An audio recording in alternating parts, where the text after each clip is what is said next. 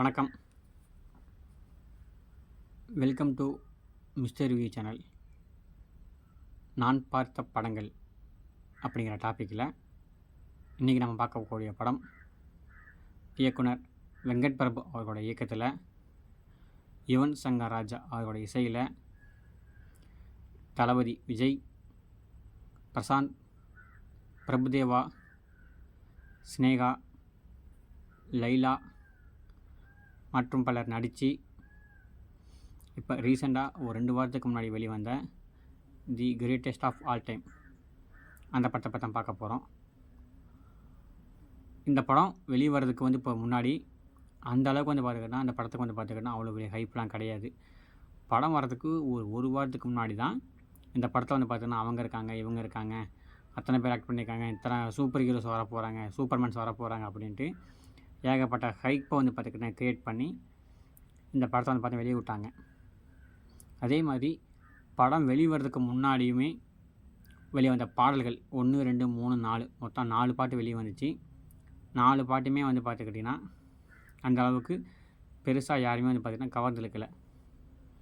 ஆனால் படம் வரதுக்கு முன்னாடி பார்த்தா சொல்லியிருந்தாங்க, படத்தில் வரக்கூடிய பாடல் பார்த்திங்கன்னா வேறு மாதிரி இருக்கும், நீங்கள் ஆடியோவை பார்க்கும்போது வீடியோ பார்க்கும்போது வேறு மாதிரி இருக்கும்னு சொல்லியிருந்தாங்க. அது வேணும்னா 100% தெளிவாகவே இருந்துச்சுங்க. அதுவும் இந்த விசில் போட்டு சாங்கெல்லாம் பார்த்துக்கிட்டிங்கன்னா நார்மலாக கேட்குறத விட இப்போ தியேட்டரில் பார்க்குற வெர்ஷன் பார்த்தா சூப்பராகவே இருந்துச்சு, அருமையாகவே இருந்துச்சு. படத்தோட கதை என்னென்னா வச்சுக்கங்களேன், ஒன்றுமே இல்லைங்க. சாதாரண அப்பா மகன் பழி வாங்குற கதை தான். மகனை வச்சு அப்பாவை பழி வாங்குற கதை தான். ஆனால் மகன் அப்பாவை ஏன் பழி வாங்குறான், அந்த பழி வாங்க தூண்டுறது யார், இதனால் பார்த்துக்கிட்டிங்கன்னா மகன் அப்பாவை பழி வாங்குறான் அப்படிங்கிறது தான் இந்த படத்தோட மெயின் கோரே. இந்த மாதிரி கதைகள் நிறையா வந்துருச்சு. ஆனால் வெங்கட் பிரபு பார்த்துக்கிட்டிங்கன்னா எப்போவுமே அவருக்குன்னு பார்த்தீங்கன்னா தனிப்பட்ட யூனிக்னஸ் இருக்கும்.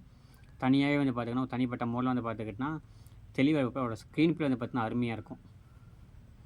அந்த விதத்தில் இவரோட ஸ்க்ரீன் ப்ளே பார்த்துக்கிட்டிங்கன்னா மிரட்டி விட்டுருக்கா அப்படி மனுஷன். படம் பார்த்தா மொத்தமாக 3 மணி நேரம் 3 நிமிஷம் வரக்கூடிய படங்க. பெரிய படம் தான், நான் இல்லைன்னா சொல்லவே இல்லை. ஆனால் பெரிய படமாகவே இருந்தாலும் அந்த அளவுக்கு பார்த்தா படம் பார்த்தா போர் ஆனதே தெரியல. எல்லாத்துக்கும் மேலே இந்த படத்தில் வரக்கூடிய பின்னணி இசை அவ்வளோ அற்புதமாக இருந்துச்சு. பாடல் பார்த்துக்கிட்டேன் தியேட்டரில் பார்க்கும்போது ஓரளவுக்கு பரவாயில்ல, நல்லா தான் இருந்துச்சுங்க. ஆனால் செகண்ட் ஹாப்பில் வரக்கூடிய அந்த பாடல் பார்த்துக்கிட்டிங்கன்னா இது கொஞ்சம் தான் தோணுது. நடிப்புன்னு சொல்லக்கூடிய இடத்துல பார்த்துக்கிட்டிங்கன்னா பிரசாந்த் ஆகட்டும், பிரபுதேவாகட்டும், எல்லாத்துக்குமே பார்த்துக்கிட்டிங்கன்னா ஈக்குவல் ஃபேஸ் கொடுத்துருந்தாங்க. அவங்களோட நடிப்பை பார்த்தீங்கன்னா அவங்க தெளிப்பாக பண்ணியிருந்தாங்க. மற்றபடி வேறு எதுவும் குறை சொல்கிற மாதிரி இல்லை அந்த படத்தில். ஓஜி, அதாவது த கிங் மேக்கர், பிஜிஎம் கிங்குனாவே நம்ம யுவன் சங்கர் ராஜா தான். யுவன் சங்கர் ராஜா பாடல்களில் விட்டதை பிஜிஎம்மில் கரெக்டாக கரெக்ட் பண்ணிட்டா. அப்படி அந்தளவுக்கு பார்த்தா ஒரு பிஜிஎம் அருமையாக இருந்துச்சு. அதுவும் இந்த சொர்க்கமே என்றாலும் சாங்கெல்லாம் பார்த்துக்கிட்டா போட்ட இதெல்லாம் பார்த்துக்கிட்டா அவ்வளோ அற்புதமாக இருந்துச்சு, செம்மையாக இருந்துச்சுங்க. அதை கேட்கும்போதே பார்த்தா அவ்வளோ இனிமையாக இருந்துச்சு பார்க்கும்போதும். அதே மாதிரி அந்த கிளைமேக்ஸில் வரக்கூடிய இது பார்த்துக்கிட்டா அந்த கிளைமேக்ஸ் ஃபைட்டில் பார்த்துக்கிட்டா கொஞ்சம் பின்னணி இசையை குறைச்சி போட்டு கமெண்ட்ரியை வச்சு அதிகப்படுத்தாங்க. கமெண்ட்ரிக்கு பதிலாக இன்னும் கொஞ்சம் பின்னணி இசை போட்டு நல்லா இருந்திருக்கும். அதில் மட்டும் பார்த்துக்கிட்டா ஏதோ கொஞ்சம் குறவட்டமாக தெரிஞ்சு. இந்த படத்தை பற்றி நிறைய பேர் பேசிட்டாங்க. நம்ம பார்த்துக்கிட்டா மேக்ஸிமம் புது படத்தை பற்றி அதிகமாக பேசுறது கிடையாது. அதிகமாக ஓல்டு படத்தை பற்றியமாக பேசுறதுனால இந்த படத்தை பற்றி அதிகமாக சொன்ன அவசியம் கிடையாது. ஆனால் தேவையில்லாமல் பார்த்துக்கிட்டா ஏகப்பட்ட கேமியோ வருதுன்ட்டு கேமியோ வின் பண்ணிட்டாங்க. எல்லாத்துக்கும் மேலே டிஏஜிங் முறையில் நம்ம விஜயகாந்த் சாரை கொண்டாடுறேன்னு சொன்னாங்க. எனக்கு அது மனசு ஒப்பலை. நம்ம ஃபேஸ் மாசை கிழிச்சு போட்டு விஜயகாந்த் சார் வர மாதிரி காட்டினாங்க. அது மட்டும் பார்த்தீங்கன்னா கொஞ்சம் கஷ்டமாக இருந்துச்சு. ஏன்னா விஜயகாந்த் சாருங்கிற ஒரு லெஜெண்டு, அவரை பார்த்தீங்கன்னா இப்படி காட்டியிருக்க வேணாமோ அப்படின்னு எனக்கு தோணுச்சு. வேறு மாதிரி காட்டினாங்கன்னா கொஞ்சம் அருமையாக இருந்திருக்கும். அதை மட்டும் அவங்க இன்னும் கொஞ்சம் மாற்றிருக்கணும். மற்றபடி எனக்கு இந்த படத்தில் குறைன்னு சொல்கிறதுக்குலாம் ஒன்றுமே இல்லைங்க. தேவையில்லாத பாடல் செகண்ட் ஹாப்பில் அந்த 2 பாடல் பார்த்தீங்கன்னா தேவையில்லாத பாட்டு. அதை பார்த்துக்கிட்டா வைக்கணுங்கிறக்காண்டி வச்சுருக்காங்க. ஒரு ஐட்டம் சாங் வேணும் அப்படிங்கிறக்காண்டி பார்த்துக்கிட்டா மட்ட சாங் வச்சுருக்காங்க. அதே மாதிரி அந்த விசில் போட் சாங் மாதிரி 100 சாங் வச்சுருந்தாங்க. சின்ன சின்ன கணக்கு பார்த்து ஒரு அருமையாக இருந்துச்சு. விஜய் பார்த்துக்கிட்டா ஒரு இடத்துல பார்த்துக்கிட்டா தன்னோட பையன் பார்த்தா இறண்டான் அப்படின்னு ஸ்னேகா கிட்ட கன்வெர்ட் பண்ணுற சீன்லாம் பார்த்துக்கிட்டா அவ்வளோ விருப்பமாக இருந்துச்சு.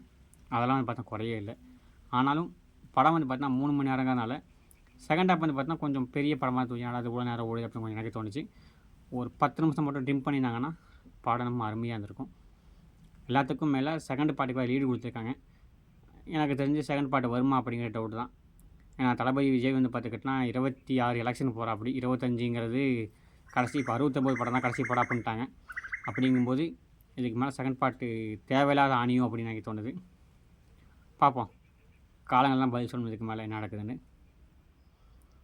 இந்த விமர்சனம் உங்களுக்கு பிடிச்சிருந்தா லைக் பண்ணுங்கள், கமெண்ட் பண்ணுங்கள், ஷேர் பண்ணுங்கள். எல்லாத்துக்கும் மேலே நீங்கள் இந்த சேனலை சப்ஸ்கிரைப் பண்ணுங்கள். நீங்கள் அழுகக்கூடிய சப்ஸ்கிரைப் தான் எனக்கு வந்து பார்த்தீங்கன்னா இன்னும் உத்வேகம் அளிக்கக்கூடும். நன்றி, வணக்கம்.